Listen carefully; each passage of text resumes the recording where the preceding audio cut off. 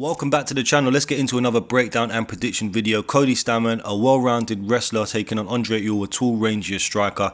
And coming into this fight, Ewell has a 10-inch reach advantage over Stamann, and his previous fight sees him utilising that range and reach advantage very well. Against Rivera, he picked him apart all night long. Rivera wasn't doing enough to move his head, take his head off the centre line, to cut in the distance to make the fight up close and personal, and Ewell made him pay for it. He picked him apart all night long with his long-range jabs, strikes and leg kicks. And right at the end of the fight, Rivera tried to initiate a takedown, was successful, but was a little bit too late there. And we've seen this takedown weakness from Ewell, so bear that in mind.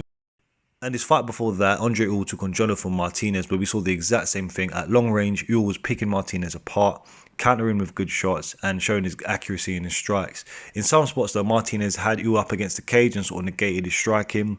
But the major thing I want to take from this fight is, although Ewell is a good long range and accurate striker, he doesn't possess any power in his shots whatsoever, which is very worrying considering he is a striker. He has no power. He was landing on Martinez with flush right uppercuts, left hands, and he wasn't going anywhere. He wasn't worried, rocked or hurt about Ewell's shots.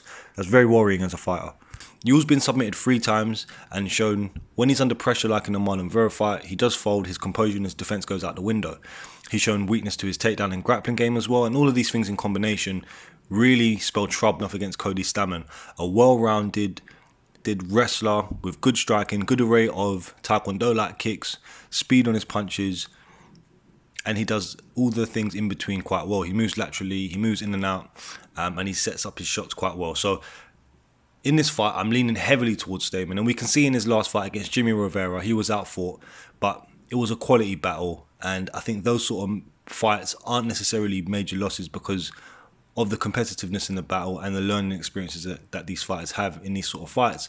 Whereas in Ewell's case, you fight someone like Rivera, then it's a very easy battle because Rivera just stood there, let him get off on his shots. Whereas with Stamann's fights, he's really fought to his full capacity. In the Song Yadong fight as well, I feel that he won.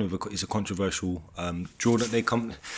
I feel that the controversial draw against Song Yadong, I think that was wrong. I think Cody Stamann won that fight, and they're highly competitive fights. The Brian Kelleher fight was a really good fight as well, and Cody Stamann showed his toughness in that. He showed his versatility as an MMA fighter, and he simply has too much for Ewell. People talk about the height and range advantage being something of benefit, but that can work against you, especially fighting a shorter, quicker wrestler.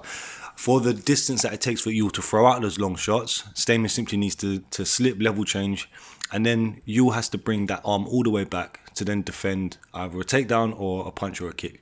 So although it is a benefit, it will work against him in this fight, I believe. I reckon Stamann's going to be able to get under the taller, longer shots from Ewell. He's going to punish him with his takedowns, and he's going to submit him, I feel, or maybe stop him with some ground and pound.